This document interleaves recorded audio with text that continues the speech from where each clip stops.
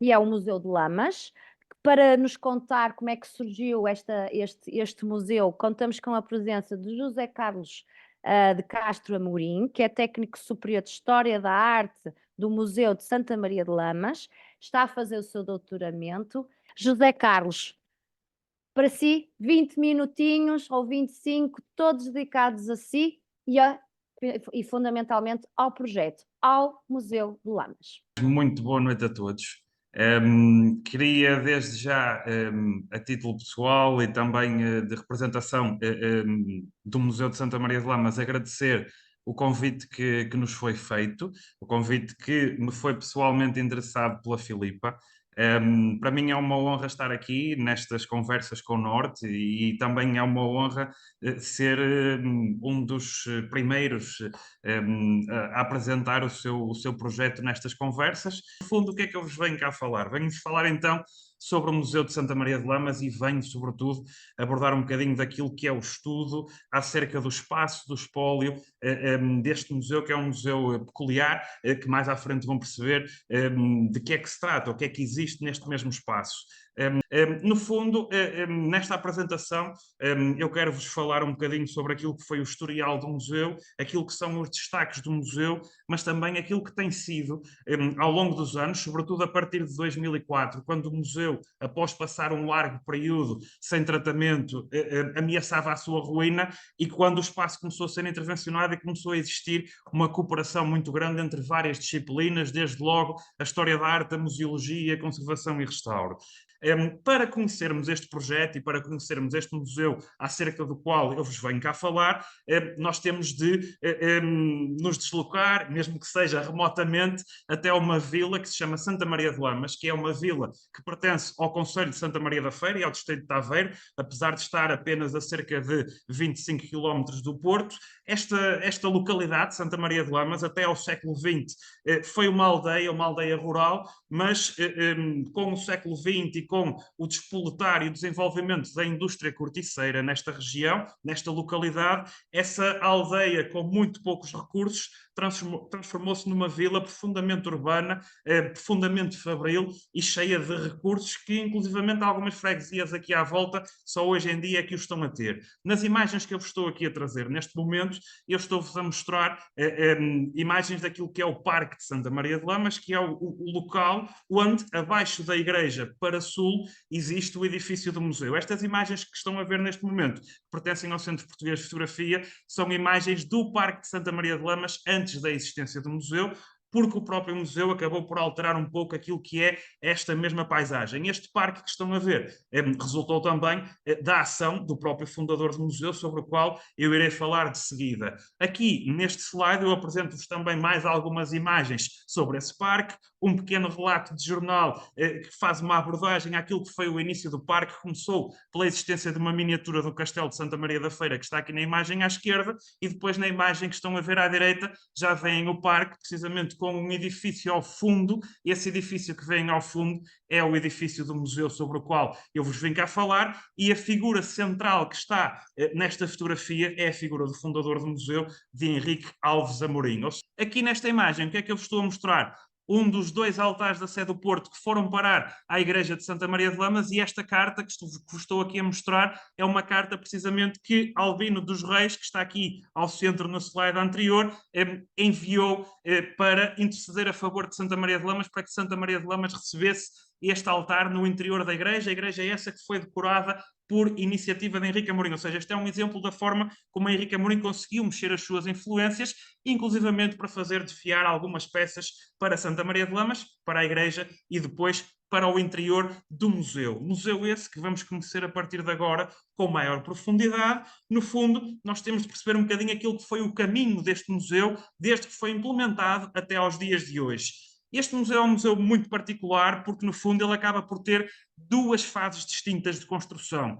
A primeira fase de construção foi dividiu-se entre 57 e 59 e foi constituída pela edificação das primeiras 4 ou 5 salas do museu, e no fundo esta primeira fase de construção permitiu que estas 5 salas fossem preenchidas com grande parte daquilo que tinha sobrado das peças que o Henrique Amorim tinha comprado para a decoração da igreja de Santa Maria de Lamas e que não tiveram espaço nessa mesma igreja. Ou seja, a primeira fase do museu é sobretudo dedicada à questão da arte sacra, à talha dourada e às esculturas de imaginário, ou seja, esculturas de figuras religiosas. Depois Henrique Amorim, ainda com estas primeiras 4 ou 5 salas, começou a aumentar as suas coleções, percebeu que o espaço era cada vez mais exíguo e depois de 64 a 68 e de 68 até à sua morte, que ocorreu a 20 de fevereiro de 1977, as primeiras 4 ou 5 salas foram acrescidas mais 11 ou 12 salas e o museu passou a ter uma planta final de 16 salas divididas por 2 pisos, um piso superior e um piso inferior. E à arte sacra foram acrescidos outros tipos de coleções, desde estatuária contemporânea, etnografia, objetos das ciências, armas, espelhos e castiçais, medalhas, notas, moedas, ou seja, um sem número de peças. Henrique Amorim, ele foi mesmo um colecionador compulsivo até aos últimos dias da vida dele. Tudo o que ele pudesse adquirir, ele fazia e agregava no interior do museu.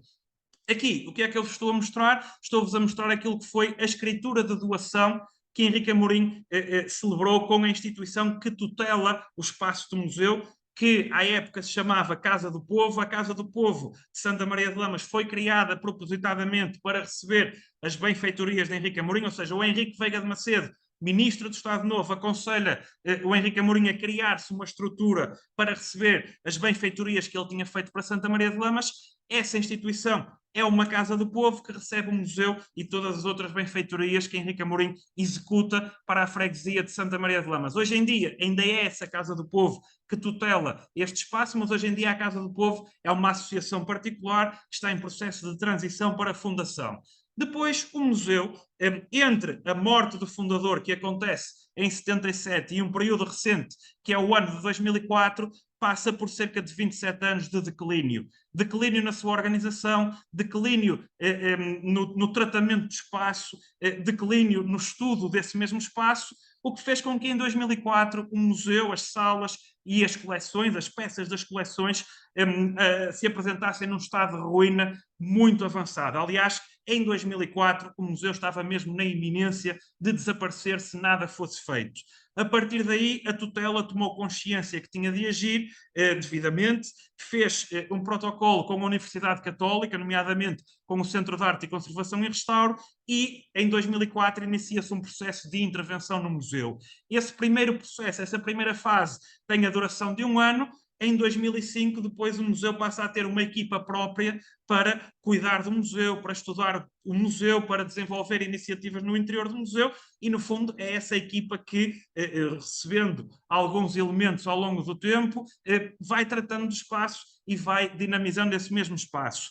As duas imagens que eu vos mostro, que eu vos trouxe para este slide, pretendem ilustrar o estado a que o museu tinha chegado e a que algumas peças tinham chegado. No fundo, na imagem da esquerda, nós vemos uma peça completamente enegrecida e na imagem na direita, essa mesma peça já devidamente limpa, com a policromia visível, ou seja, com as cores visíveis, e neste caso esta peça que eu vos estou a mostrar é a peça mais antiga da nossa coleção de arte sacra, é uma escultura de Nossa Senhora do Ó, que está datada entre os anos finais do século XIII e as 3 primeiras décadas do século XIV, será mais das 3 primeiras décadas do século XIV, é uma raridade no contexto não só nacional, mas até da própria Península Ibérica, e no fundo, se não fosse esta ação de recuperação, muito possivelmente esta peça que estamos a ver agora teria-se perdido por completo. Chamo só a vossa atenção para a policromia da peça já recuperada, que não é policromia medieval, é um repinte que a obra sofreu no século XVIII. Depois, neste outro slide que vos estou aqui a mostrar, estou-vos a mostrar outra das zonas que,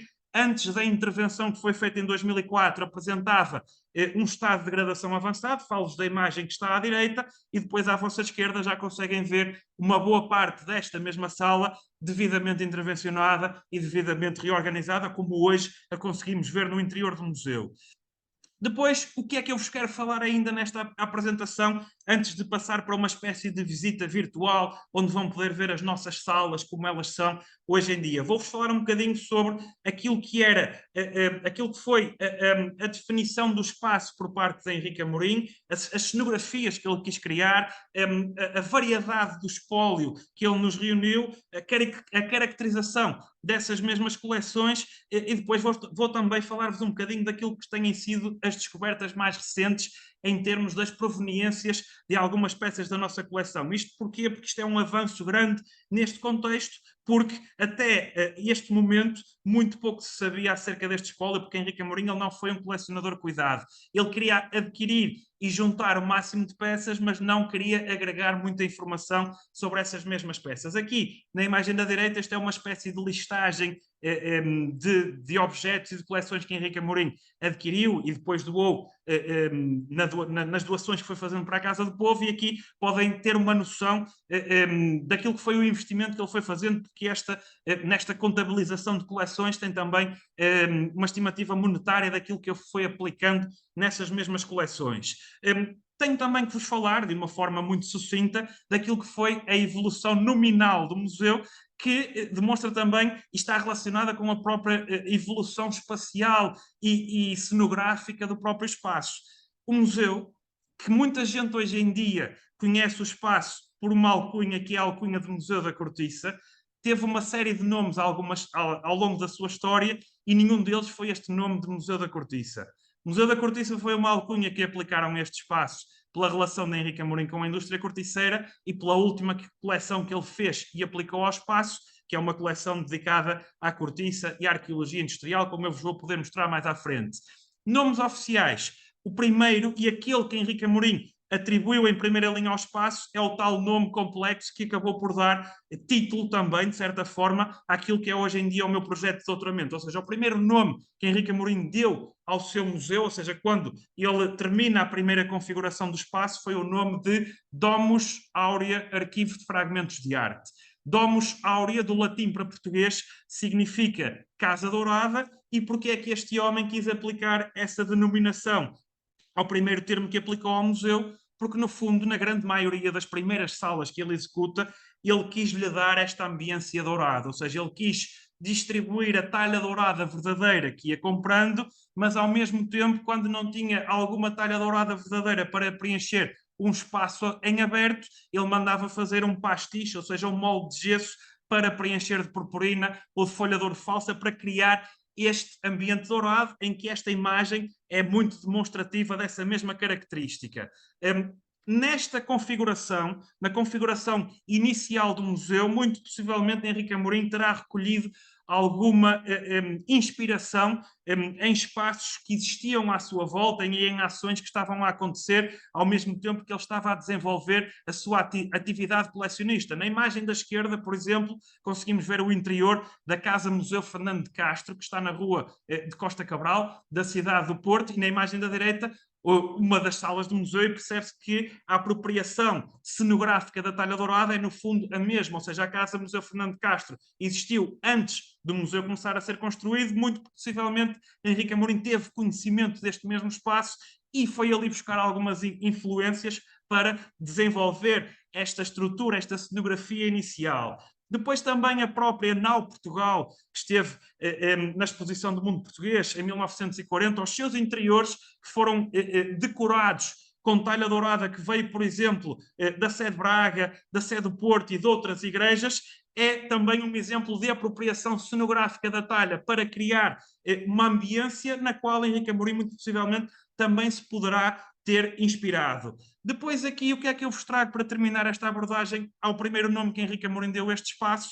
A questão do arquivo Fragmentos de Arte. Aqui temos a citação de uma referência que Henrique Amorim fazia com alguma regularidade, ou seja, o Alberto Alves Fernandes, quando alguém criticava o museu, ele ia rapidamente ter com o Henrique Amorim a dizer que esta ou aquela figura tinha dito que o espaço não era um museu, e muitas vezes a resposta que Henrique Amorim lhe dava era precisamente que ele não gostava da palavra museu, ele achava a palavra museu pesada, o que ele tinha criado era um arquivo de fragmentos de arte, ou seja, no fundo, ele, com a concepção do espaço, queria juntar vários fragmentos de arte para criar os seus cenários ao seu gosto e não tanto criar um museu convencional, onde muitas vezes as pessoas iam porque lá no interior estava a peça do sítio A, B ou C. Ou seja, ele queria que as pessoas procurassem o seu espaço, o seu edifício, a sua coleção, pelos cenários que ele tinha criado. Depois, quanto à questão de muitas vezes ele aplicar elementos de cópias ou de falsos para preencher o espaço, na imagem da direita temos uma carta que foi trocada por uma casa que era a Casa Ferreira com Henrique Amorim e que nos dá a nota de uma encomenda de purpurinas que Henrique Amorim fazia regularmente a esta mesma casa para ou aplicar em fragmentos de talha dourada verdadeira que estavam a perder a folha de ouro verdadeira, ou muitas vezes para aqueles falsos, aquelas imitações que ele agregava no meio das peças originais.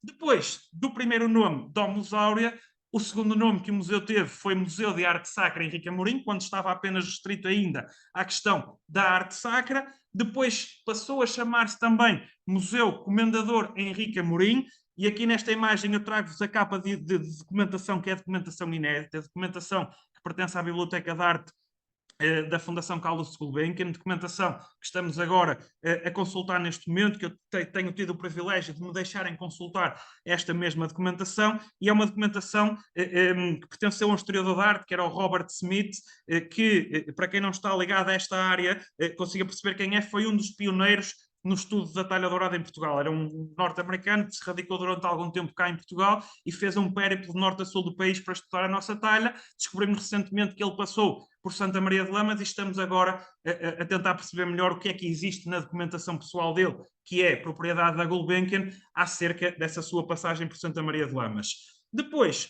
a última designação que o museu recebeu é a designação atual, que é a designação de Museu de Santa Maria de Lamas, pese embora, como vos disse há pouco, muita gente chama este espaço Museu da Cortiça, que, como vão perceber, é um termo que não identifica aquilo que nós realmente temos no interior deste mesmo espaço. Sem grandes demoras, avanço aqui para a exposição daquilo que tem sido algumas das descobertas mais recentes em termos de identificação de proveniências de peças, e este trabalho é um trabalho que tem tido muito auxílio daquilo que são os arquivos, daquilo que são os bibliotecários, daquilo que são os profissionais da documentação e da informação.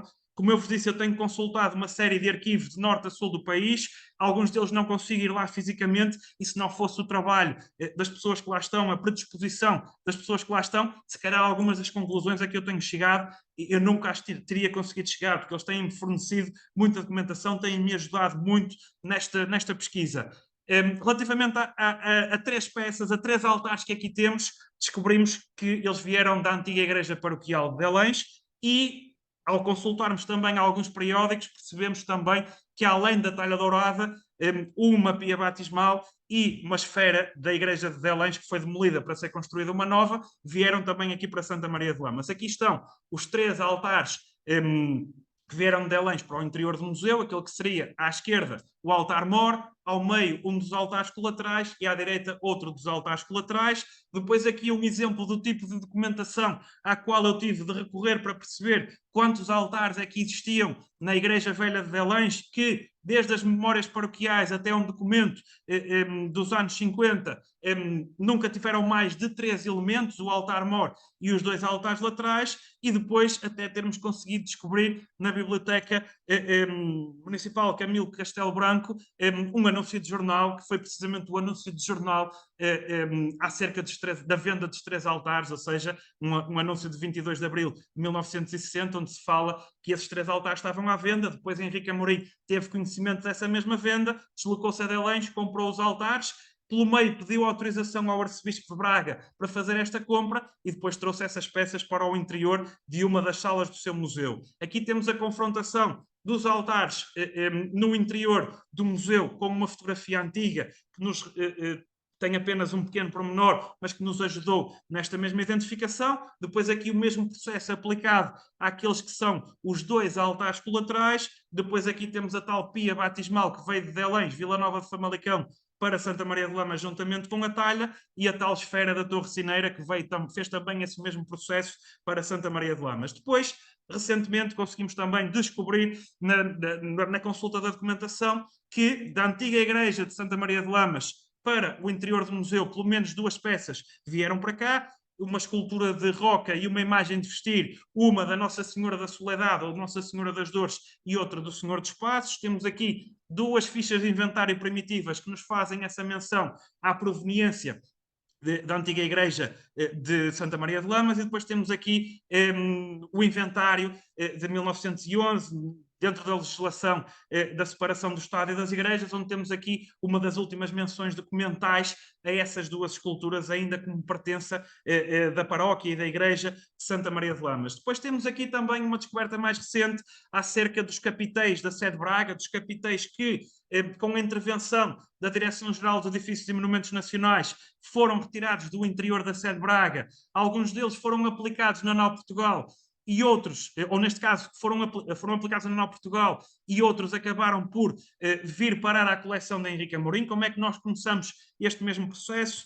Em documentos que encontramos recentemente no meio de outros elementos no museu, encontramos uma série de papéis datilografados, que percebemos que foi o próprio fundador do museu que os datilografou. Nesses documentos percebemos que ele tinha uma espécie de arrolamento ou inventário de objetos, e nesse mesmo arrolamento ele, em duas salas do museu, fazia a menção a 5 capitéis da sede de Braga, pertencentes à sua coleção. Depois, o que é que nós tivemos de fazer?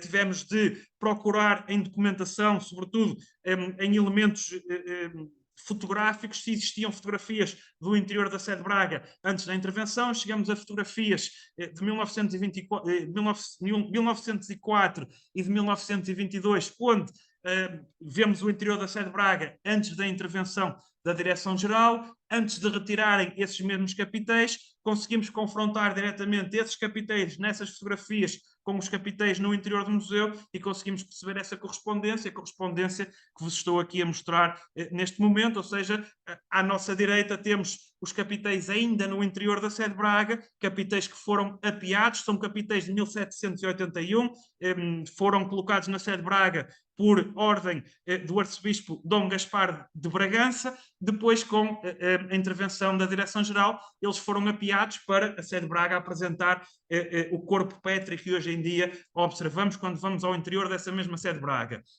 Depois, por fim, nós nesta investigação, embora ainda não tínhamos chegado a conclusões exatas quanto a isto que eu vos vou falar agora, temos percebido que Henrique Amorim mexia todo o tipo de influências para conseguir chegar às suas peças, conseguiu chegar aos mais altos cargos da Direção-Geral dos Edifícios e Monumentos Nacionais, ou seja, às mais altas patentes da Direção-Geral dos Edifícios e Monumentos Nacionais, e inclusive interpelou a mais alta figura do Estado, neste caso o Presidente do Conselho, António de Oliveira Salazar, para a aquisição de um altar. Aqui na imagem da direita nós temos a história contada por Alberto Alves Fernandes por uma visita de Henrique Amorim a um antiquário da Póvoa de Varzim, talvez o tal Carneiro ou Macarrão, que queria vender um altar dividido em partes. O Henrique Amorim queria comprar esse altar completo.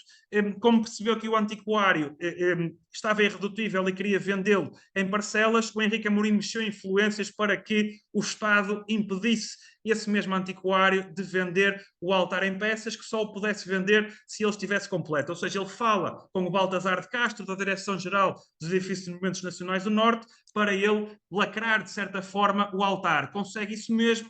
Depois volta ao antiquário, tem uma interpelação ao antiquário muito curiosa. O antiquário fica chateado por vê-lo novamente lá no interior. Ele só sai do antiquário depois de ter arrematado esse mesmo altar, mas entretanto havia burocracias para tratar.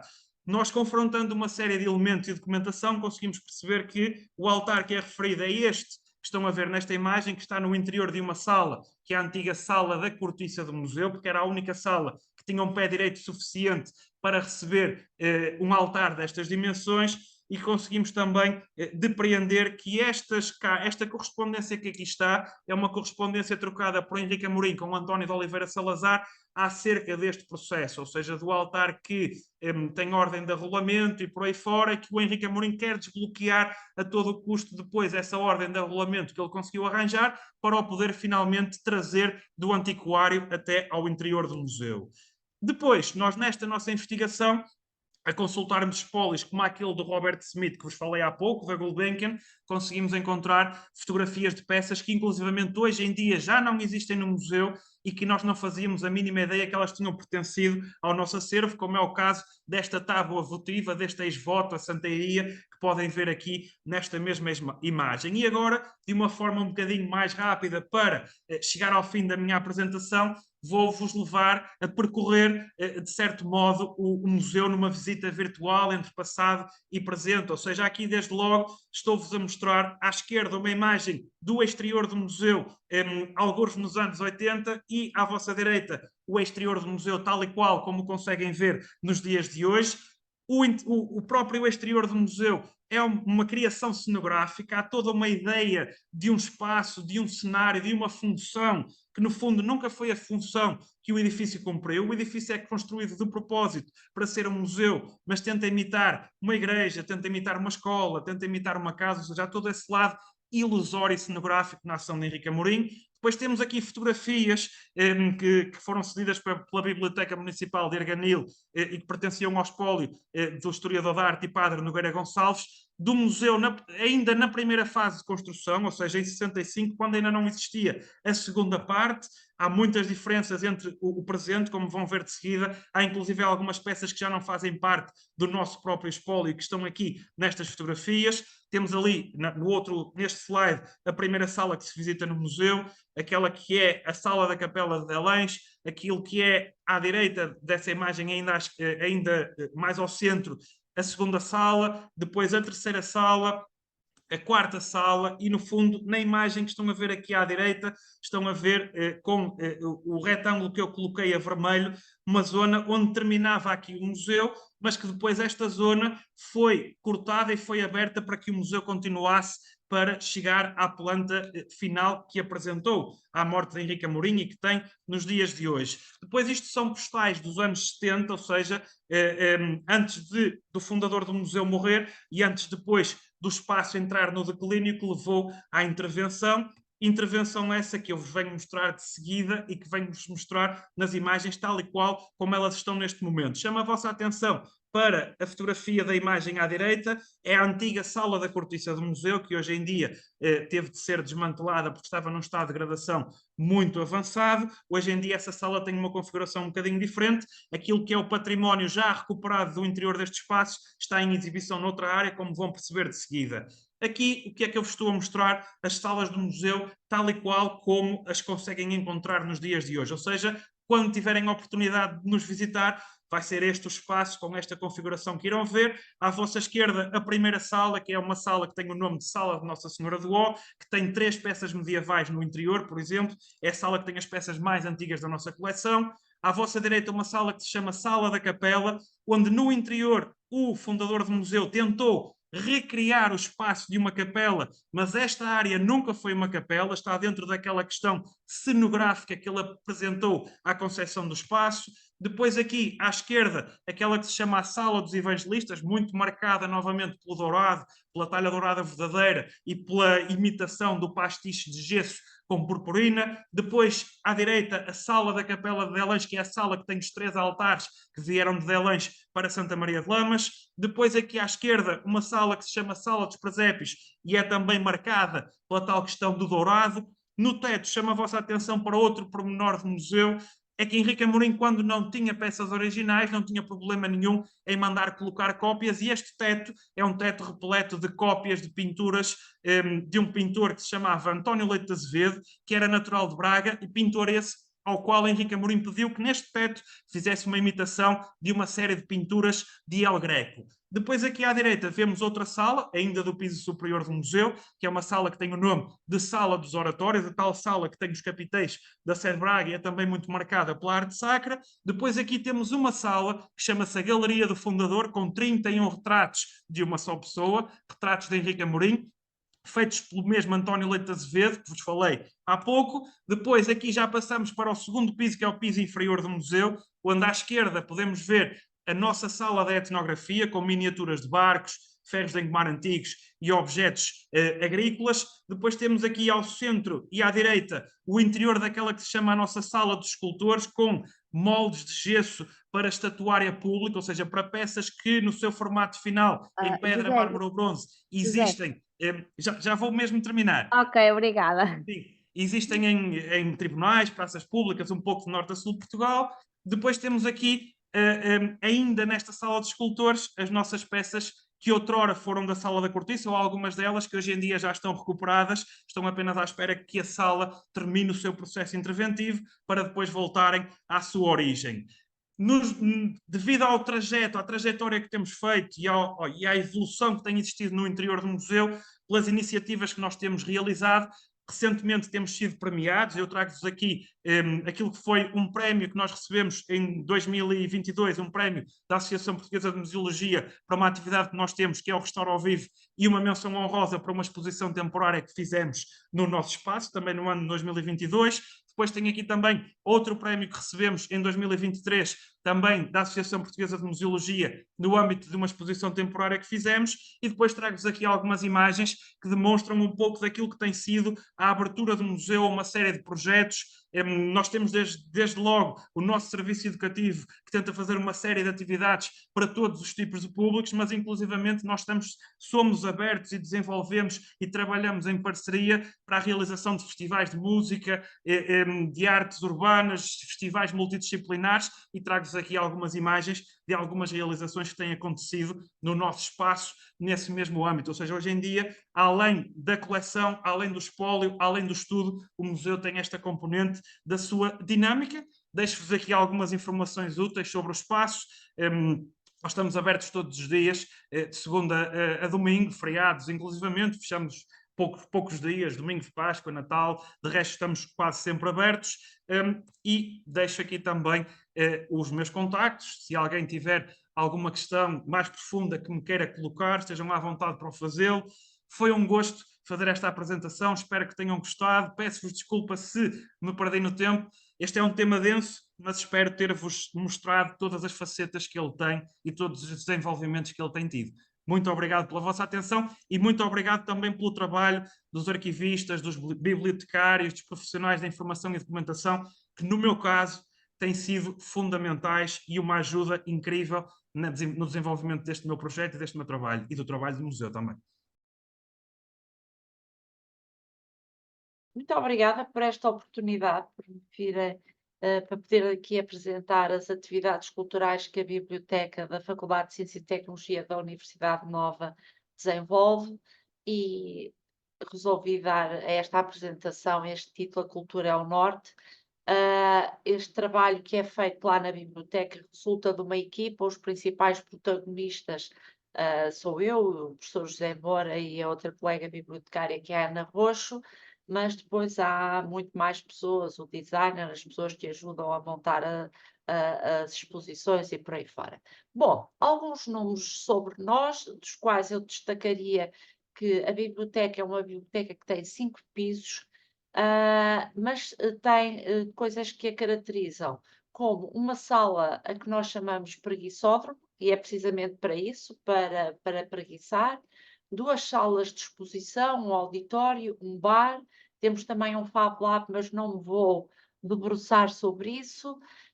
Chegamos a ter mais de 1000 pessoas a entrarem por dia na nossa biblioteca e somos uma equipa com 18 pessoas.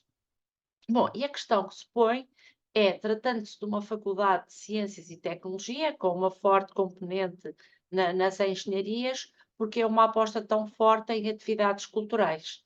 E a resposta é muito simples e temos aqui várias opções. Pelo desafio intelectual, pelo desafio à imaginação e estímulo à criatividade, também porque a cultura e a arte são importantes para o desenvolvimento do espírito crítico, porque apresentam uma pluralidade de linguagens e interpretações de situações do mundo muito diversas, porque é também uma forma de aproximar a ciência da cultura, porque pretendemos que com as nossas atividades culturais contribuir para o consumo de bens culturais e das iniciativas culturais. É também uma forma de enriquecer a experiência académica, quer dos estudantes, quer de toda a população do campus. A faculdade é uma faculdade com cerca de 8.000 alunos, mais 500 e tal professores, 200 e tal funcionários, algumas empresas a trabalhar dentro do campus. Bom, aquilo tudo somado são cerca de mais de 9.000 pessoas por dia a circularem naquela faculdade. É um campus um bocadinho periférico, não está no centro de uma população, de uma cidade, como por exemplo acontece com a Universidade do Porto ou com a Universidade do Minho, que já está no centro da cidade. Não, nós estamos um bocadinho afastados do centro de Almada, estamos na margem sul e, portanto, estas atividades culturais ainda se justificam mais e são uma forma também para contribuir para o bem-estar de todos os que estão na faculdade. Também é uma maneira de fortalecer o vínculo com a comunidade académica, o vínculo da biblioteca enquanto serviço com a comunidade académica. As atividades culturais são também uma forma de dar identidade ao campus, de dar uma certa personalidade ao ambiente geral, permite esta abertura com a comunidade envolvente e também desenvolver parcerias.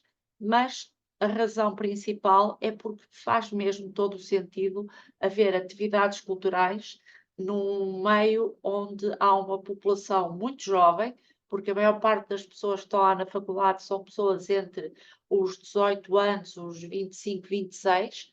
Depois há umas franjas já mais crescidas, mas são mais franjas. O grande número de população são jovens e por isso faz mesmo todo o sentido. Portanto, o nosso público-alvo é principalmente a comunidade académica, estudantes, professores, investigadores, funcionários, a comunidade envolvente, desde associações, os museus, as escolas, as coletividades, mas também qualquer pessoa nos pode visitar, qualquer pessoa pode ir à faculdade, pode ir à biblioteca, usufruir do bar, usufruir do nosso preguiçódromo e das nossas exposições e atividades culturais.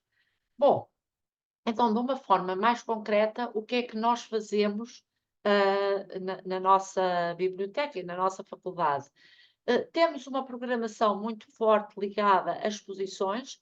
Na biblioteca há um espaço, eu já vou falar dos espaços daqui a pouco, que é uma sala de exposição grande, uma sala de exposição que tem um duplo pé direito. E permite fazer coisas absolutamente extraordinárias. Aqui as fotografias são pequeninas, mas isto aqui era uma espiral de Fermat, era uma instalação do Mário Cabrita Gil, e com fotografias de cérebro, uma coisa muito tecnológica. Esta vou mostrar mais daqui a pouco. Esta exposição aqui era uma réplica à escala da Capela dos Scroveni de Pádua, com uma reprodução absolutamente maravilhosa e fidedigna dos frescos do Giotto. Foi das exposições mais visitadas que nós tivemos, em vez de coisas mais malucas como esta suspensão desta estrutura em elásticos. Esta exposição e esta são do mesmo artista.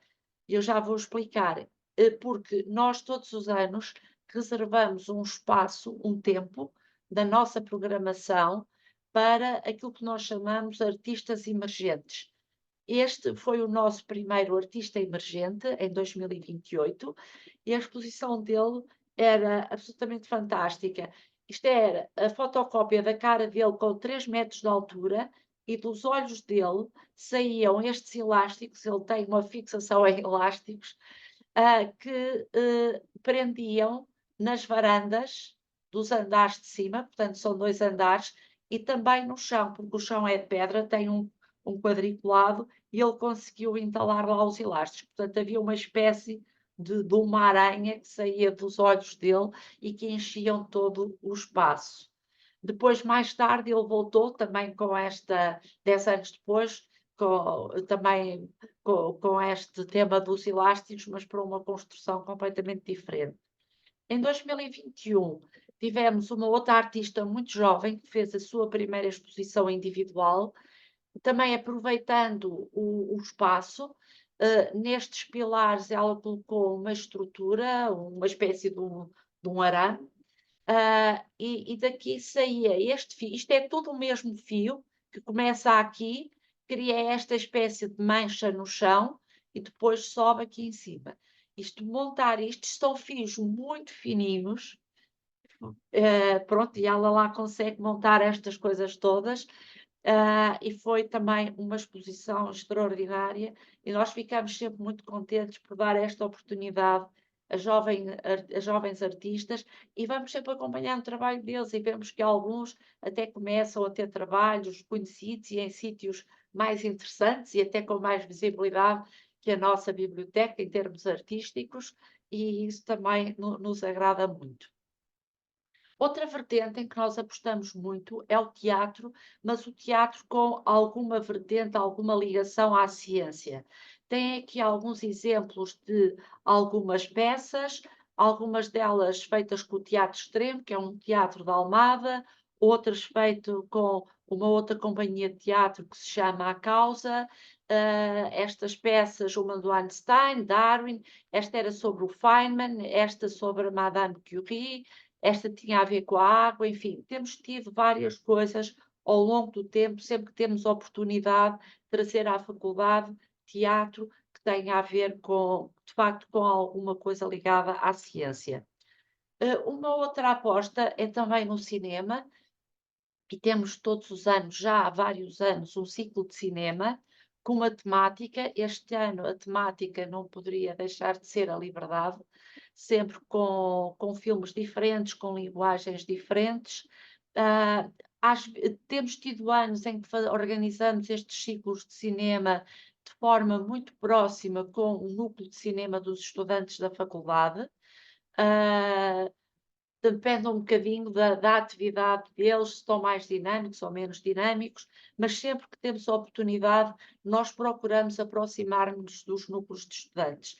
A faculdade é muito ativa nisso, tem um núcleo de literatura, o núcleo de anime, o núcleo de fotografia ou de cinema, enfim, com várias características, várias vertentes, e nós procuramos, sempre que possível, puxar por eles e também dar-lhes espaço para eles poderem desenvolver atividades na biblioteca. Também estamos sempre atentos aos anos internacionais, há uns que se adequam mais, outros menos, e procuramos, com os departamentos, organizar atividades que tenham a ver com esses anos internacionais. Daqui estão alguns exemplos, desde o Ano Internacional da Luz, da Química, da Biodiversidade, mas houve um ano que nos deu particular gozo. Foi o ano em que se celebrou os 200 anos do Darwin, 150 da publicação do livro da Teoria das Espécies, e aqui há um exemplo de algumas coisas que fizemos. Aqui era a árvore da vida do Darwin, uma reconstrução, e aqui uma reconstrução muito maluca, muito exótica, daquilo que seria o gabinete do Darwin. O Darwin viveu naquela época em que havia também a obsessão pelo colecionismo, pelos gabinetes, e isto aqui seria o gabinete do Darwin. Mas depois, quando nós íamos a ver nestas vitrines, acabava por haver coisas assim muito malucas, como por exemplo, começávamos com uma tartaruga e a certa altura já tínhamos a tartaruga ninja. Isto foi um grupo de artistas muito jovens que recriou este gabinete alternativo da época do Darwin. E, inclusivamente, a Springer deu-nos um prémio, que foi um prémio fofinho, foi só a honra, não se traduziu em mais nada, é nesta nota numa revista, com uma biblioteca com atividades mais interessantes para celebrar este ano. Também procuramos esta aproximação sempre à arte e ciência, e em algumas das nossas exposições, desculpem, procuramos reforçar esta ligação. Vou aqui falar desta primeira exposição. O que é que era esta exposição? Era um conjunto de proteínas que no departamento de Química, e esta foi feita com professores do departamento de Química da faculdade, um conjunto de proteínas que eles conseguiram extrair, e estas cores correspondem aos pantones que o Andy Warhol usou para fazer as Mary Lynch. Portanto, isto eram umas proteínas Mary Lynch, nas mesmas cores, que depois estavam impressas nos capa lines expostos na nossa grande sala de exposições. Pronto, eu não vou perder mais tempo a explicar cada uma destas exposições, mas procuramos, sempre que oportuno, chamar esta ligação e tentar fazer este casamento entre a arte e a ciência. A música é outra das vertentes, se bem que a música tem um problema, faz barulho, o nosso auditório não está completamente isolado do espaço da biblioteca, há sempre alguém que acha que era naquela altura que estava a estudar mesmo bem e que aquela música não é a música ideal para estudar, portanto temos assim alguns problemas e fazemos alguma cerimónia com atividades ligadas à música. Este foi um concerto que fizemos uma vez numa hora de almoço e as pessoas iam parando e ficavam penduradas aqui junto aqui às varandas da biblioteca, varandas interiores, para irem escutando os concertos. Também temos esta preocupação de juntar a ciência e a sociedade, e já há muitos anos que organizamos um evento que se chama Ignite, que é um evento com um modelo muito peculiar, em que os oradores estão em cima de uma palete e têm 20 slides, cada um com 15 segundos para falarem. E, portanto, isto é o tempo de um fósforo. Têm que ser muito objetivos, muito focados e passar a mensagem de uma forma muito clara, muito concisa, para que passe para a assistência. É um evento que é muito participado, as pessoas gostam imenso, tem sempre um intervalo com um beer break, e nesse beer break, sempre com cerveja artesanal, faz parte do programa e do elan deste evento, que é um evento muito engraçado e que chama muitas pessoas à faculdade. É sempre um serão muito bem passado. Bom, e na realidade, como é que nós fazemos tudo isto? Antes de eu explicar como é que fazemos o nosso método de trabalho, esta fotografia foi da primeira exposição neste espaço, porque a biblioteca da faculdade está neste edifício, foi construído de raiz para ser biblioteca desde setembro de 2006, e achamos por bem abrir uma biblioteca com uma exposição sobre livros proibidos e bibliotecas destruídas ao longo do tempo. E chamamos a esta exposição a censura da memória. Bom, depois desta nota sobre esta exposição, então como é que nós nos organizamos? Como é que nós trabalhamos? Bom, para nós, fundamental é trabalhar com antecedência. E nós trabalhamos com cerca de 1 ano de antecedência. Neste momento, nós estamos em finais de março, e já sabemos, quase de certeza, quais vão ser as exposições da sala grande. Depois, as salas mais pequenas são coisas mais simples, é mais fácil programar mais próximo do acontecimento. Mas para a sala grande, nós temos esta necessidade de planear com bastante antecedência, saber em que dia é que é montado, em que dia é que é inaugurado, desmontado, e ter um planeamento anual. Selecionar as propostas que nos chegam. Quando nós abrimos a biblioteca, estávamos um bocadinho assustados, a pensar, bom, mas agora onde é que nós vamos arranjar artistas? Onde é que vamos arranjar propostas para fazer aqui exposições? Foi só um devaneio, porque nós já quase que não precisamos procurar, porque vêm-nos bater à porta. E é muito interessante, porque sempre que há uma inauguração, há artistas que convidam artistas amigos para virem à inauguração, e muitas vezes esses ficam interessados no espaço, e a partir daí nós vamos criando o nosso leque de artistas e a nossa oferta. Depois também vamos muito às exposições finais dos finalistas da Escola de Belas Artes, da Faculdade de Belas Artes, e aí tentar descobrir um ou outro artista que nos pareça interessante. Também há vários anos, mais anteriormente, trabalhamos muito com uma escola de artes das Caldas da Rainha, aquele nosso primeiro jovem artista era de lá, da Escola das Caldas da Rainha, e portanto é o planear, o selecionar, o calendarizar e fazer, mais do que aqui nesta fase de gestão financeira, é fazer uma previsão financeira, um planeamento, porque temos que apresentar um orçamento no ano anterior para o ano seguinte. Depois, claro, é fundamental ter uma rede de apoio, fornecedores de serviços para fazerem os catálogos, para colarem os vinis no exterior da biblioteca, e já vos vou mostrar, o apoio do gabinete de design da faculdade, dos serviços técnicos para transportar coisas, ajudar a montar, enfim, é fundamental termos esta rede de apoio. E depois, claro, a própria equipa da biblioteca ter disponibilidade, ter vontade de estar, às vezes estar um bocadinho até mais tarde para que as coisas possam acontecer e acompanhar, ter uma checklist rigorosa que ajuda a lembrar das coisas e que nada se perca e nada falhe, e depois o fundamental é cumprir o programa estabelecido. Isso dá credibilidade, isso dá mesmo credibilidade e de certa forma, garante-nos o reconhecimento, porque na nossa área geográfica já vamos sendo reconhecidos como um espaço onde há boas exposições de arte, onde as coisas acontecem, não há espaços vazios naquele espaço expositivo que é enorme, a não ser o tempo em que sai uma exposição e entra outra, em cerca de 2 semanas, às vezes menos, portanto, isso é muito importante. Desculpem, ser um mapa de 2014, mas isto é difícil de fazer esta imagem e esta ficou tão boa. Este é o nosso Excel, onde nós, ao longo dos meses e nos vários espaços que temos, vamos pondo as atividades que entram e as que saem, se são conversas, se vão para aqui, se vão para ali, se são exposições, se é cinema, enfim.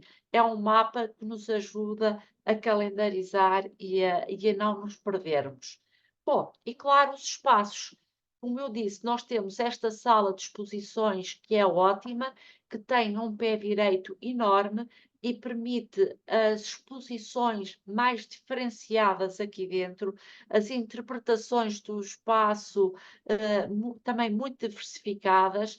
O espaço é sempre o mesmo, mas não há uma exposição igual à outra. Nós também procuramos ter diversidade no tipo de exposições que temos, desde pintura à escultura, às instalações mais malucas que possam imaginar, fotografia, enfim, os mais variados expressões artísticas que possam imaginar.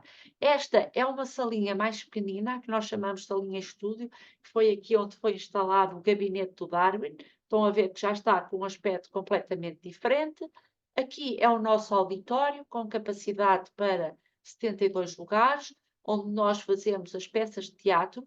Aqui, peças de teatro que não exijam muito em termos de cenário.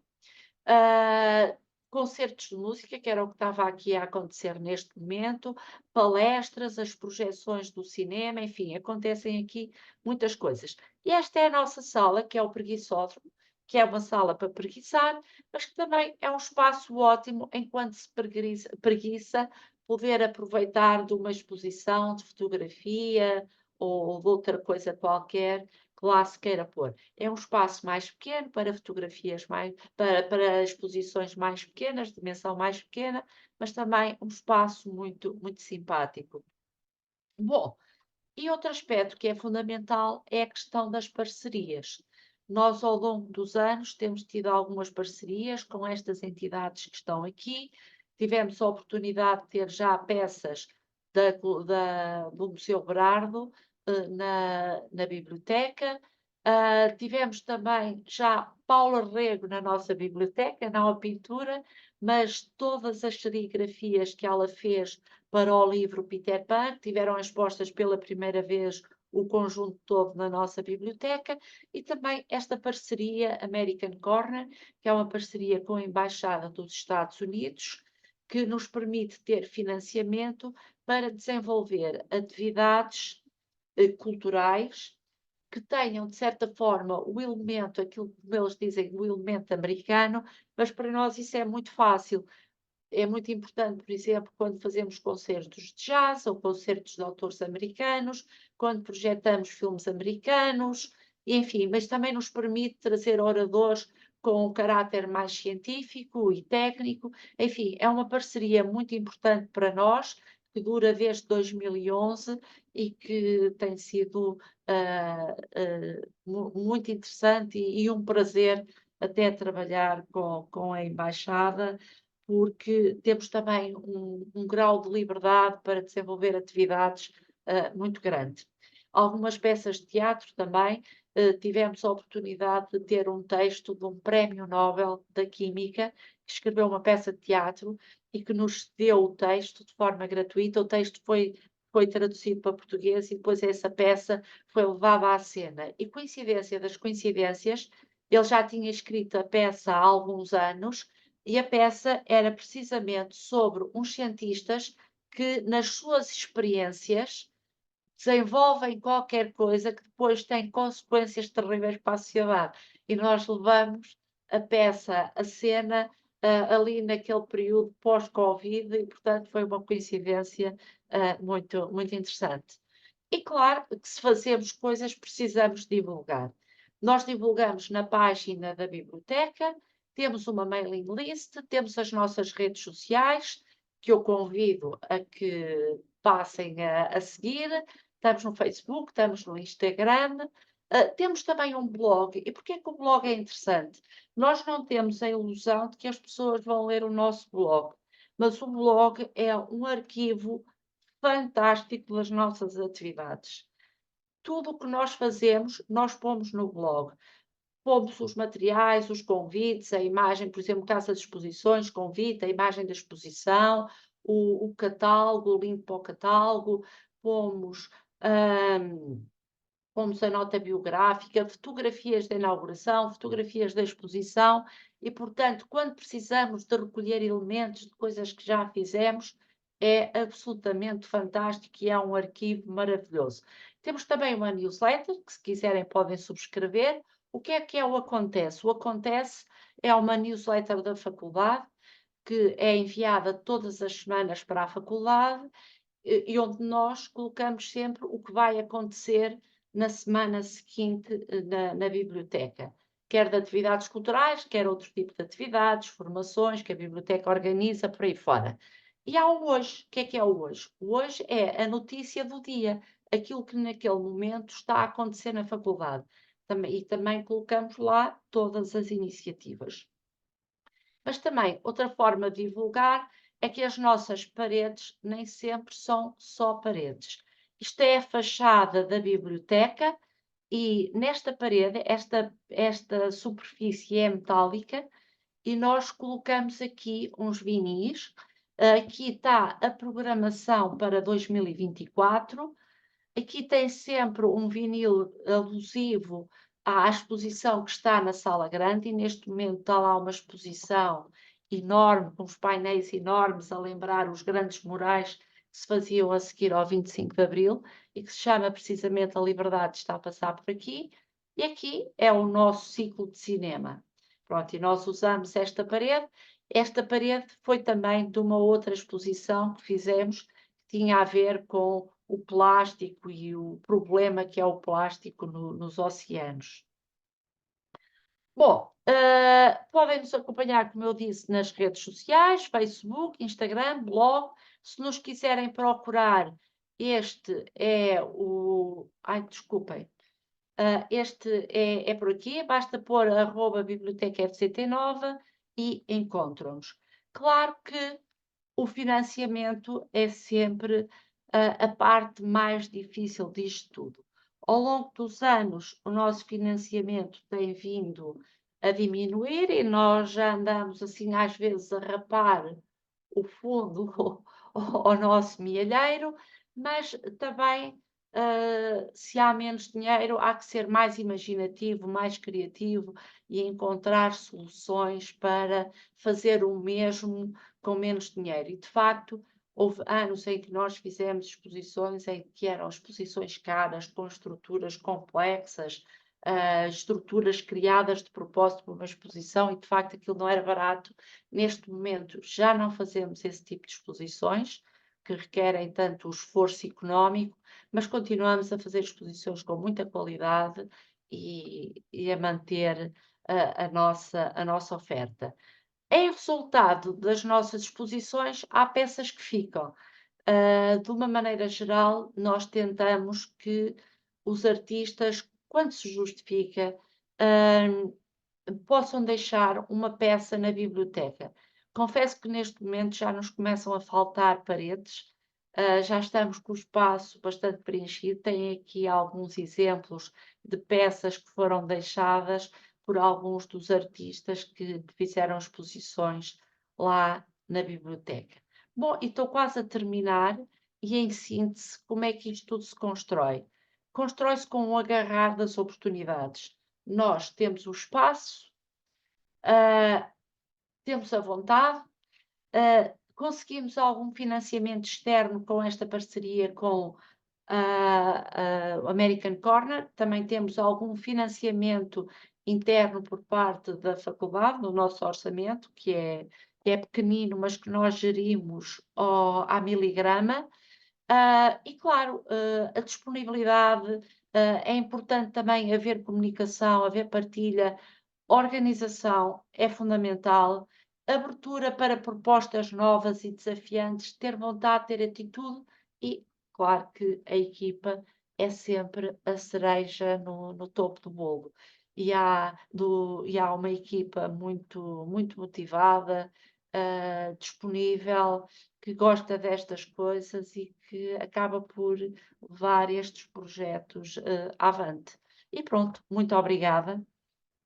Então é assim, a nossa equipa é curta, somos 4, 5, mas tal como no último slide que a Ana expôs, eu também não faço ideia qual é digamos, o tamanho da equipa da Ana, mas o que é que se passa? É uma equipa muito dinâmica, disponível e, digamos, e que tem alguma, digamos, visão do que é que devemos fazer para, digamos, numa dinâmica cultural numa biblioteca.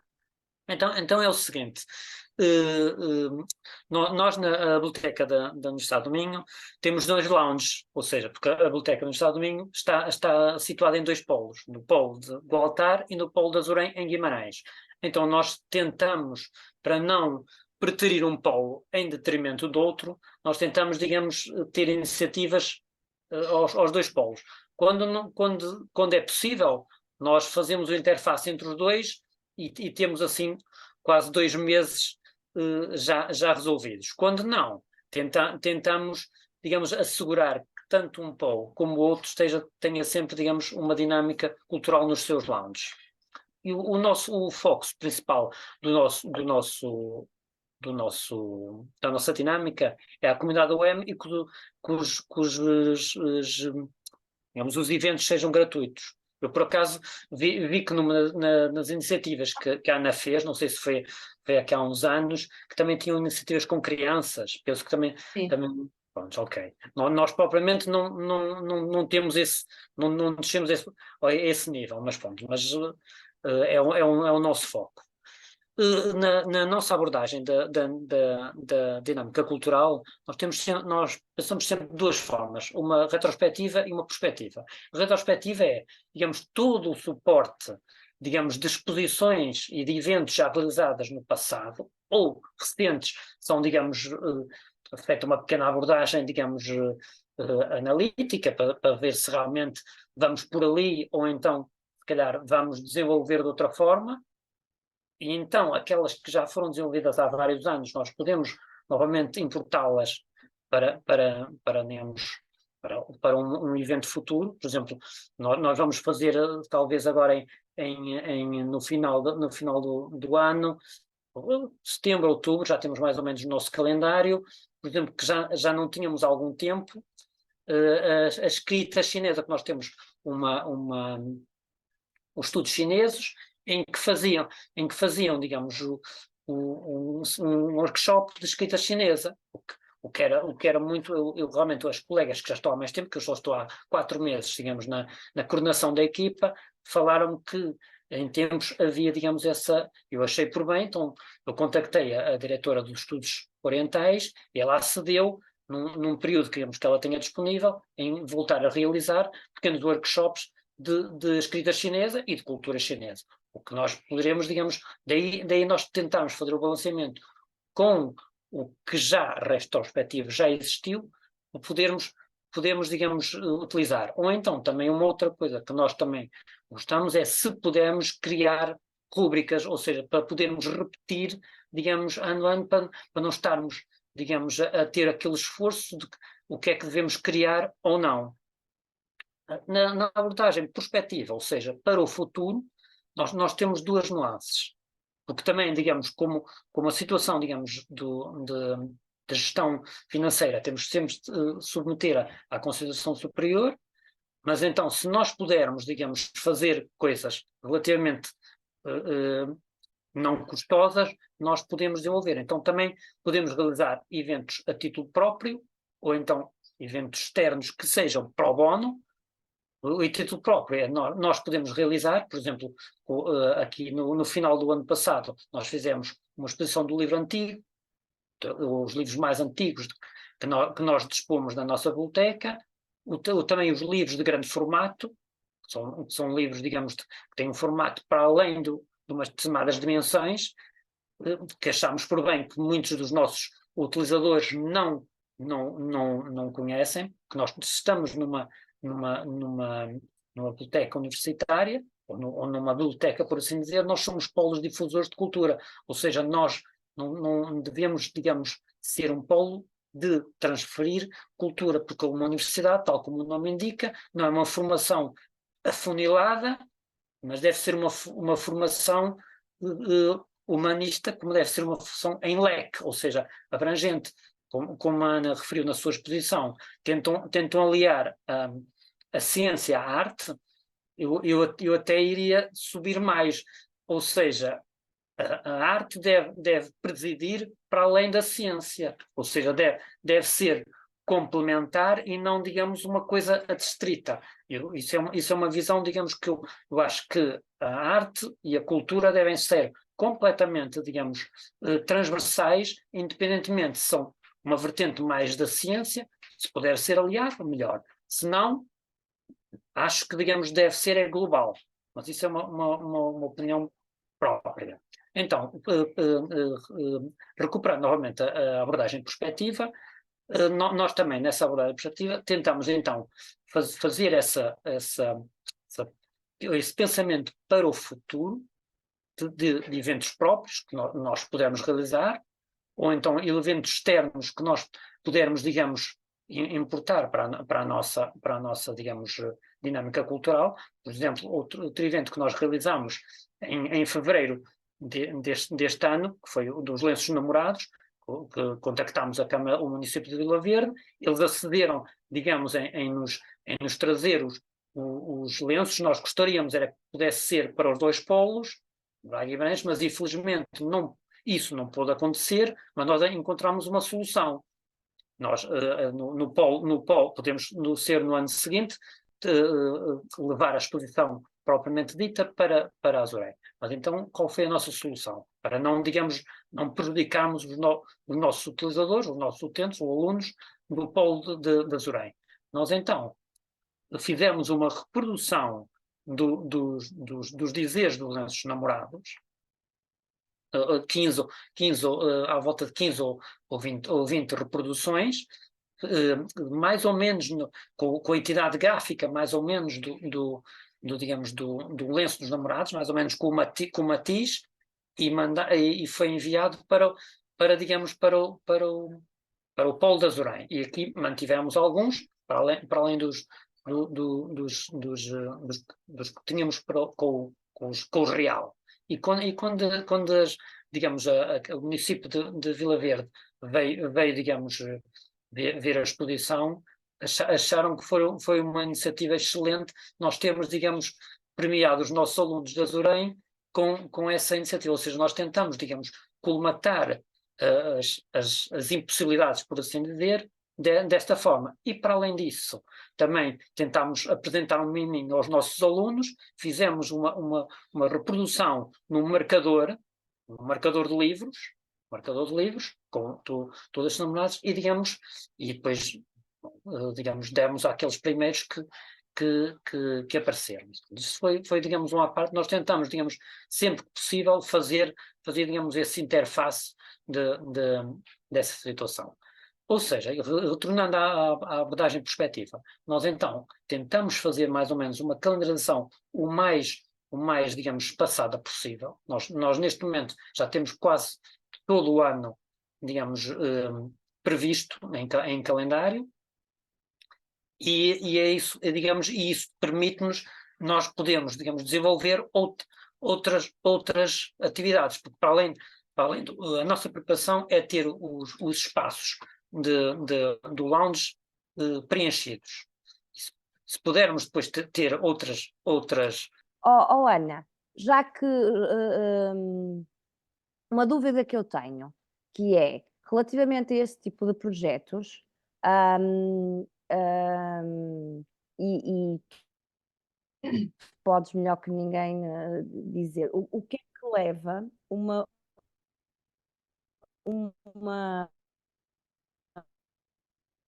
universidade, uma biblioteca de uma universidade, desses projetos, quando iniciaram, do primeiro que tiveste, O teu som está um bocadinho mau. que fizeste, seja lá o que é que faz, está, porque está um bocadinho, Olha, está melhor agora? corta a imagem, Já apesar vou de cortar, ver, és uma carinha laroca, sim, acho que o som fica melhor. está melhor agora? Está melhor. Então diz-me, como é que tu, imagina, qualquer instituição que seja vocacionada para uma coisa como uma educação ou para outro tipo de coisas, como é que vende um projeto cultural, não é? Ao seu patrão, não é? À sua entidade Pronto. Eu vou-te explicar. patronal, Isto começa. sua Eu fui aluna da universidade. reitoria, não é? Ou seja lá. Sim, eu já apanhei a tua pergunta. Eu fui estudante, eu fiz a minha licenciatura na Universidade do Minho. E eu costumo dizer que só me lembro do nome dos professores que eram muito bons, e nunca são assim tantos, e dos muito maus. Mais ou menos batem ela por ela. Daqueles que ficaram lá no meio, eu não me lembro dos nomes deles, mas lembro perfeitamente de algumas atividades culturais a que fui proporcionadas pela Universidade do Minho. E destaco delas, entre elas todas, há uma que eu destaco, que foi poder ter assistido a um concerto do Carlos Paredes. E isto ficou-me sempre, não só pela qualidade da música, mas também pela postura dele em palco, pela pessoa dele, e portanto foi uma coisa que me marcou, se calhar mais que qualquer outro professor que eu tive. Depois, quando eu estive a fazer a minha formação nas ciências documentais, e eu fiz no início dos anos 90, havia todo aquele boom à volta das bibliotecas de leitura pública e toda aquela dinâmica de extensão cultural, de atividades culturais que as bibliotecas públicas faziam. E eu tive a oportunidade, eu fui professora durante uns anos, de dar aulas em Almeirim, e quem era o bibliotecário responsável pela biblioteca e professor da escola onde eu fui dar aulas e que eu fui substituir era o Paulo Leitão.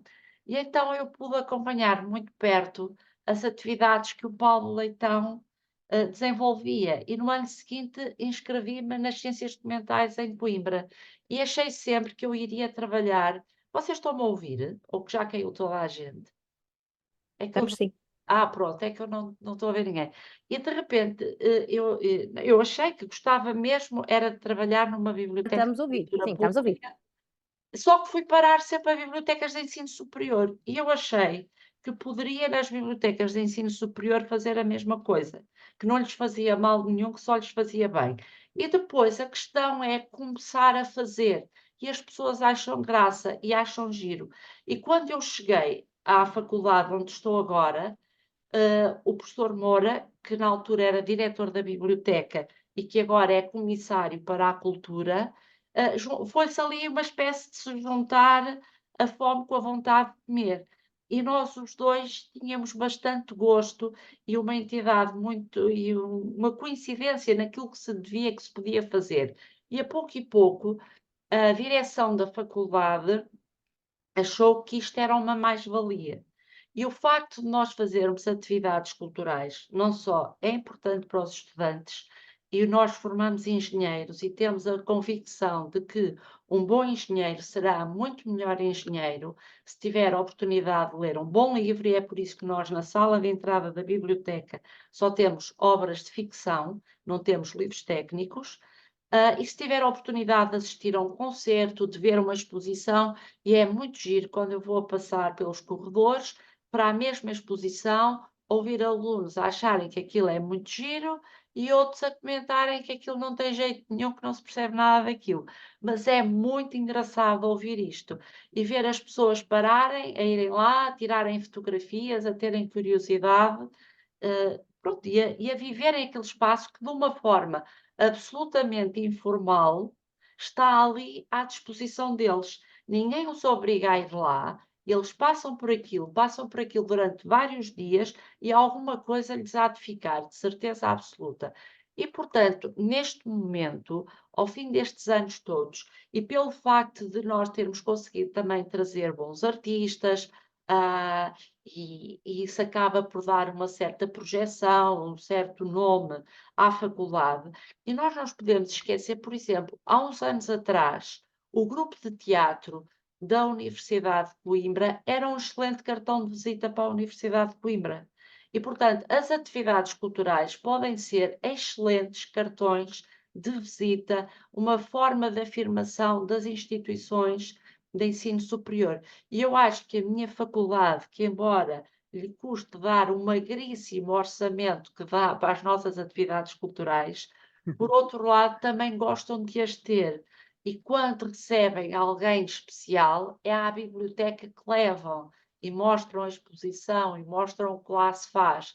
Portanto, acaba por ser aquela filha arranjadinha que se tem para mostrar e que para mostrar que também fazemos coisas especiais, que somos diferentes, Gostei, a filha nos arranjadinha. distinguimos, não é? E é uma forma de nos distinguirmos e de nos afirmarmos.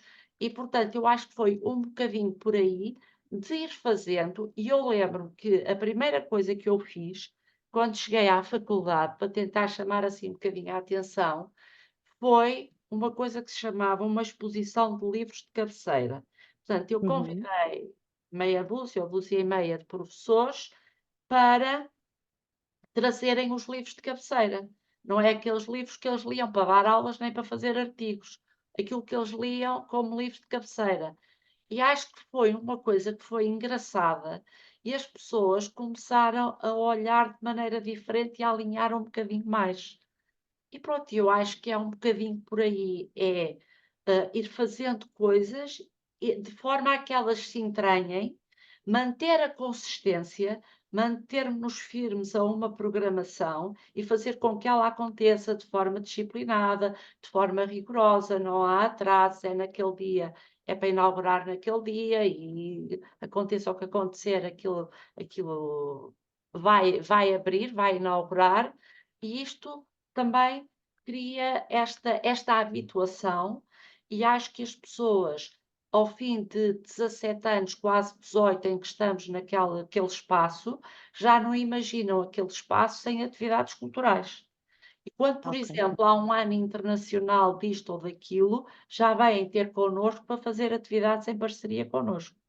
ok, Portanto, ok. já nos conseguimos afirmar um bocadinho desta forma. É devagar, não é? É sempre um processo, começa Com coisas devagarinho. engraçadas, com parcerias, com chamar os departamentos, fazer coisas que também as pessoas percebam, por isso é que nós tentamos, em algumas exposições e no teatro, ter alguma linguagem que as pessoas percebam, daí estas exposições que às vezes ligam um bocadinho a arte e a ciência, é um bocadinho por aí.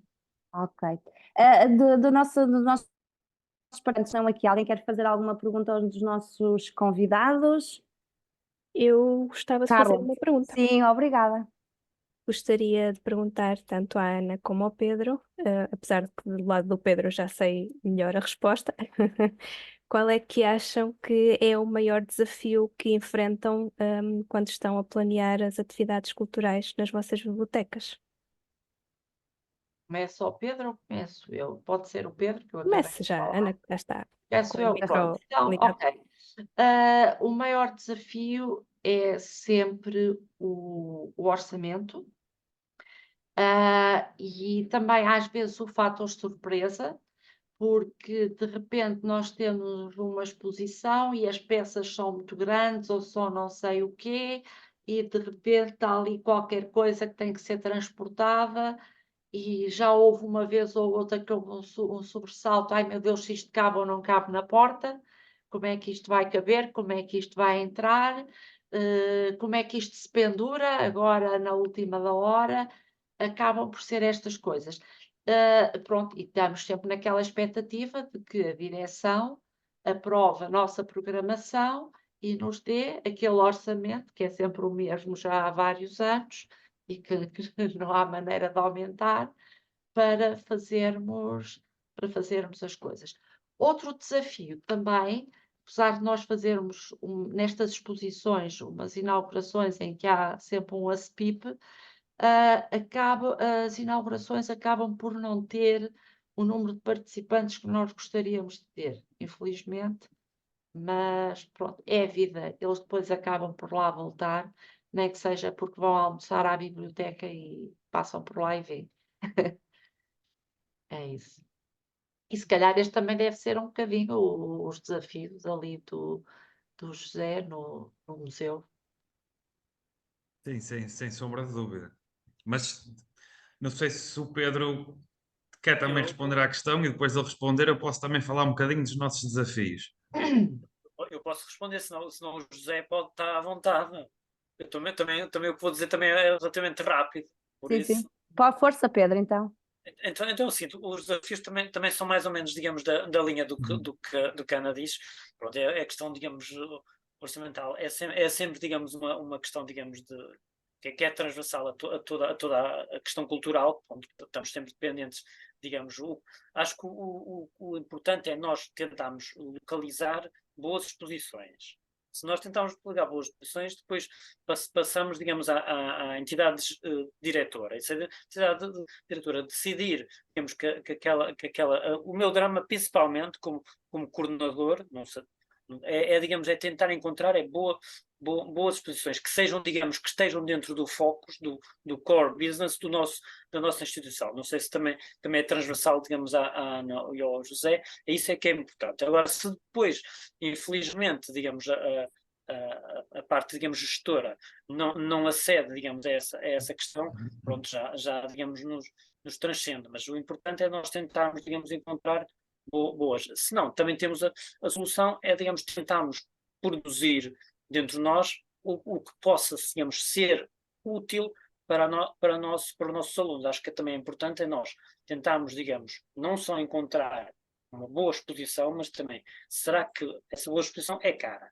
Mas se nós conseguirmos fazer outra situação que possa cativar o aluno, que seja uma solução mais barata. Por exemplo, nós o ano passado fizemos um concurso de poesia e eu inicialmente até estava assim um bocado, digamos, até junto da equipa disse, se calhar não vamos ter grande sucesso. E até tivemos quase 30 poemas, digamos, de candidatura, o que até inglês e francês, até de várias natureza, por isso até foi muito, digamos, interessante. No dia 21 de março, deste 21 de março, foi o Dia Mundial da Poesia. Nós fizemos uma pequena récita, digamos, digamos, às 2 horas, no lounge, para tentarmos, digamos, captar o maior número de alunos. E até houve uma grande receptividade, digamos, digamos, dentro da situação, até achamos que cumprimos o objetivo. Por isso, às vezes é este ponto digamos, de equilíbrio entre o orçamento e o melhor foco na escolha da exposição que possa captar, mas é sempre uma caminhada. Ok, obrigada. Tentamos até chegar lá. Obrigada, Pedro. José, para terminarmos, porque já vamos no avançado da hora e já está, já, as conversas às vezes arrastam-se, mas já estamos mesmo na reta final. Gostava só de lhe perguntar uma coisa. O que é que vê, como é um museu que teve esses avanços, teve ali uma fase esquecido, o que é que o José quer, que direção é que quer que o seu museu vá, neste caso? Para onde é que acha que ele deve ir? No fundo, para onde eu vejo e onde eu quero e onde eu gostaria que o museu chegasse, era sobretudo, em primeira linha, na continuidade do trabalho da conservação e de reabertura de mais espaços que ainda estão fechados, porque das 16 salas, 10 estão abertas, há 6 que ainda estão fechadas para processo de intervenção, ou seja, uma das metas que o museu tem para um futuro que ainda não conseguimos dizer exatamente qual será, porque tem de ser tudo muito bem ponderado em termos monetários. Uma das metas é voltarmos a ter o espaço todo reaberto em pleno. Mas depois também o que eu gostaria de ver acontecer no museu era ele ser encarado como ele merece, ou seja, começa a ter outro tipo de posicionamento até do ponto de vista nacional, ou seja, não só da história da arte, mas até do ponto de vista da procura de outros públicos e que outros públicos conheçam o espaço. Ou seja, e se calhar o que eu vou responder agora entronca um bocadinho nas próprias questões das dinâmicas das bibliotecas e da dinâmica cultural e programática das bibliotecas. Nós, museu, nós temos desde logo uma dificuldade, que é nós somos um museu periférico, ou seja, estamos posicionados numa localidade que ela está perto do Porto, mas ao mesmo tempo está distante do Porto, porque em termos de acessibilidades, de transportes e por aí fora, a rede não é a melhor, ou seja, nós temos que usar da nossa criatividade ao máximo para fazermos com que as pessoas se queiram deslocar até Santa Maria de Lamas para conhecer o museu, e sabemos que nem toda a gente, por exemplo, é sensível às questões da arte sacra, que é uma das coleções maioritárias do museu. E então, o que é que nós temos feito? Nós temos sido arrojados na nossa programação e nas parcerias que nós temos feito. E o que eu quero e o que eu gostaria de ver acontecer no museu é que essas parcerias não se quebrem, que continuem nesta linha, porque no fundo aquela questão dos prémios que nós conseguimos chegar, por exemplo, em 2022 e em 2023, nós só conseguimos chegar a esse reconhecimento por termos transformado uma das salas do museu e a própria ambiência do museu num polo de dinamização cultural. Nós somos um museu que entre junho e setembro temos um festival de música que acontece no espaço exterior e no espaço interior. Esse festival de música é complementado por exposições de arte contemporânea, de instalações que muitas vezes abordam temas do cotidiano e, no fundo, nós temos percebido que é nessa dinâmica, é nessa abertura, é nessa dinamização, é nessa conjugação entre passado e presente e linguagens que nos possam pôr a pensar para o futuro, que o museu tem conseguido chegar a outros públicos. No fundo, se nós tivéssemos ficado somente parados e cristalizados na questão da coleção em si, nós se calhar não teríamos chegado a determinados públicos que hoje em dia conseguimos chegar. Okay. Agora, nada disso é fácil, porque se eu ouvi há pouco a doutora Ana e o doutor Pedro a falarem sobre questões orçamentais, nós cá no museu ainda temos um orçamento que se calhar ainda é mais reduzido. Nós funcionamos no mínimo dos mínimos, ou seja, nós temos uma equipa, seremos 5 pessoas no máximo, para um espaço daqueles é muito pouca gente. Somos de uma instituição particular que tenta gerir fundos em várias atividades, mas nós, lá está, somos sempre aquele que tem um orçamento mais pequenino, e nós, dentro do orçamento mais pequeno, temos sempre que ser mais criativos e temos que conseguir fazer mais com menos. No fundo, tem sido essa a realidade do museu. Com essa realidade temos conseguido evoluir, e o que eu espero é que daqui para a frente, com menos ou com mais, consigamos continuar nesta trajetória. Porque, no fundo, hoje em dia os públicos são cada vez mais exigentes, e no caso dos museus, os museus que tenham ficado cristalizados e que ainda estejam um bocadinho dentro daquela bolha, são museus que, com o passar dos tempos, podem acabar por morrer num certo sentido, ou seja, se não se abrirem às linguagens, às parcerias, à multidisciplinaridade, no fundo, como acontece um bocadinho com as bibliotecas, com aquilo que acabaram de apresentar, se não existir essa abertura, é cada vez mais difícil atrairmos mais públicos, e nós vivemos disso, nós vivemos do público, nós precisamos que o público nos visite e que o público conheça o nosso espaço. Para terminar, o que eu gostava de ver acontecer era o museu a ser cada vez mais visitado, cada vez mais reconhecido, e que, especificamente na investigação, consigamos descobrir cada vez mais aspectos curiosos da nossa coleção, porque isso por vezes também pode ajudar a que outros públicos nos procurem também.